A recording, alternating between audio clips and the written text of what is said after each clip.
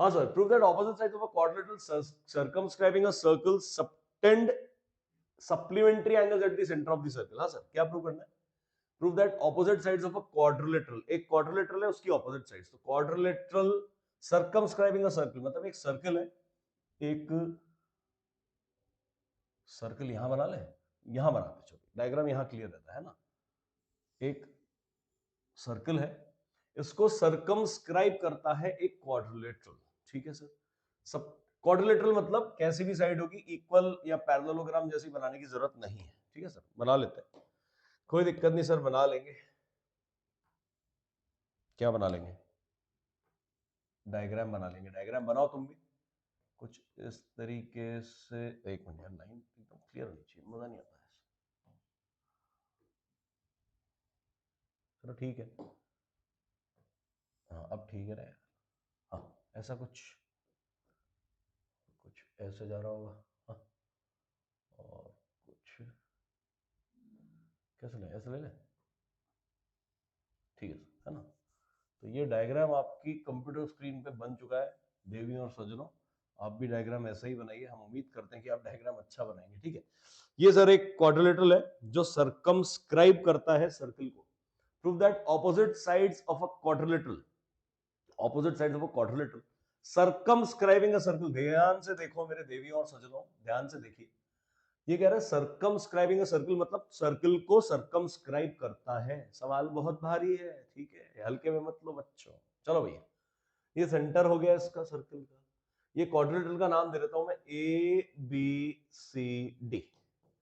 ये जिन पॉइंट्स पे टच कर रहा है उनका नाम दे रहा हूं मैं, this is P, this is Q, है ना, और दिस इज पॉइंट आर, ये पॉइंट हो गया आर, और ये पॉइंट हो गया एस, ठीक है sir.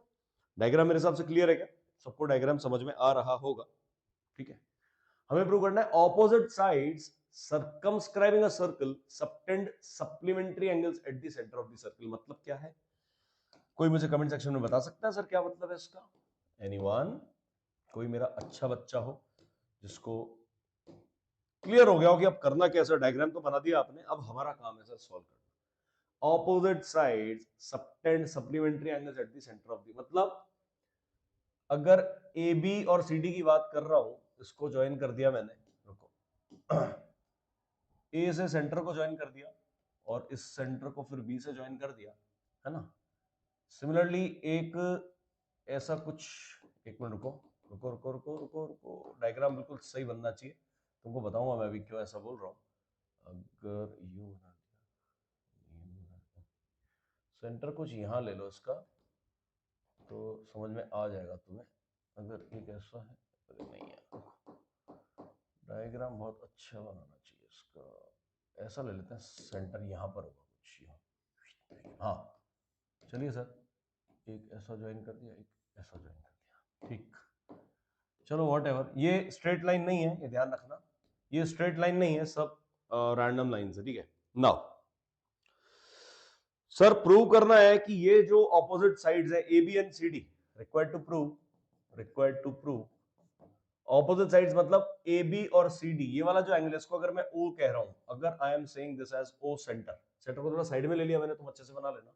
Required to prove angle A O B, है ना, angle A O B plus angle A O B plus angle C O D are supplementary मतलब 180 degrees, and angle A O D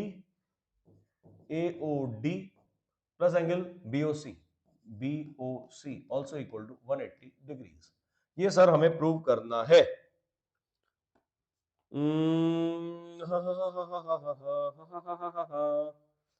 जरा जरा जा जा जा जा जा जा जा जा जरा जा जा जा जा, यस सर, ऑलरेडी डन, बहुत बढ़िया, वेरी नाइस बेटा, very nice very nice very nice very nice. अब आप एक बात को समझिए बेटा, टू द पॉइंट बात करो प्लीज, लेक्चर से रिलेटेड, तो मजा आएगा पढ़ने में, है ना। आपको जेई का क्वेश्चन देखना है तो बेटा जेई का क्वेश्चन, मैंने एक अर्थमेटिक प्रोग्रेशन का क्वेश्चन आया था जेई में, है ना, वो मैंने एक वीडियो दिया, आप देख लेना। Go to playlist AP arithmetic progression, खोलो पूरा जो सेक्शन है उसमें आपको दिख जाएगा one video I have given that class 10th and class 9th concept rationalization and arithmetic progression both combined and they appeared in JEE 2023। अभी मेंस में आया था, जेई मेंस में आया था, देख लो वो भी अच्छा लगेगा तुम अगर रियल गुड एस्पिरेंट हो और समझ में आता है तुमको सब कुछ, मजा आएगा देखने में। हाँ हाँ भाई अब कैसे करूं सर मैं, कोई बताएगा मेरे को कैसे करें? तो यार अगर ये बात है तो पहली बात इस कॉन्सेप्ट को तो हम यूज करेंगे करेंगे नहीं करेंगे, बताओ कौन सा वाला कॉन्सेप्ट की बात कर रहा हूं मैं?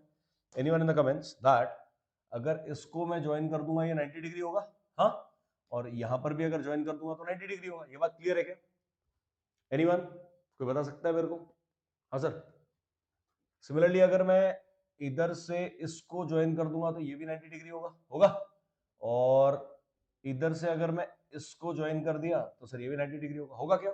यस सर बिल्कुल होगा। तो क्या मैं इन दोनों ट्राइंगल्स को कॉन्ग्रुएंट प्रूव कर सकता हूं? हाँ सर। मुझे प्रूव करना है, देखो ये एंगल 1 है, ये एंगल 2 है ना, ये एंगल 3 है, ये एंगल 4 है। ध्यान से देखना बच्चों, बड़ा ही विचित्र सा कॉन्सेप्ट है ये, बहुत विचित्र सा कॉन्सेप्ट है, ध्यान से देखेंगे। 1 2 3 4 की बात कर रहा हूं मैं, अगर ये वाला ट्राइंगल और ये वाला ट्राइंगल, ये 90 डिग्री है, ये वाला ट्राइंगल और ये वाले ट्राइंगल की बात कर रहा हूं, ये रेडियस है, ये रेडियस है, ये हाइपोटेन्यूज, ये 90 90, तो दोनों ट्राइंगल कॉन्ग्रुएंट, तो angle 1 equal to angle 2। Proof आप कर लेना, प्रूफ कर लेना, मैंने आपको सिस्टम समझा लिया। एसएएस कर सकते हैं, आरएचएस से कर लो। Triangle AOS, triangle AOS is congruent to triangle, बताओ एओपी, है ना, एओपीपी, बी नहीं P, by RHS congruency criteria. Congruent कर रहा हूं, सिमिलर नहीं कर रहा हूं, ठीक है। तो एंगल 1 इक्वल टू एंगल 2 आ गया क्या? एंगल 1 इक्वल टू एंगल 2, है ना। सिमिलरली मैं एंगल 3 इक्वल टू एंगल 4 कर दूंगा क्या, बताओ? हाँ, सिमिलरली आई विल राइट, बताओ, जैसे एंगल 1 2 है तो एंगल 3 इक्वल टू एंगल 4 कर दूंगा, कर दूंगा, ठीक है। Now this is 90, this is also 90, सो एसओक्यू। मुझे एक बात बताओ सोच के, अच्छा और ऐड करना पड़ेगा, और भी ऐड करना पड़ेगा, इसको ले लो आप 5। हाँ एक मिनट रुको रुको रुको रुको, स्ट्रेट लाइन नहीं प्रूव करेंगे। एक बात बताओ, ये एंगल 5, ये एंगल 6, ये एंगल 7, ये एंगल 8, तो सिमिलरली मैं बोल दूंगा angle 5 equal to angle 6।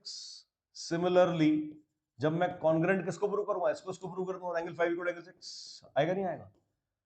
Similarly angle 7 equal to angle 8, similarly angle 7 equal to angle 8, ठीक है। Now add all of these, add all of these, that 1 2 3 4 5 6 7 8, इनको ऐड करोगे तो कितना आएगा? 360 आएगा क्या?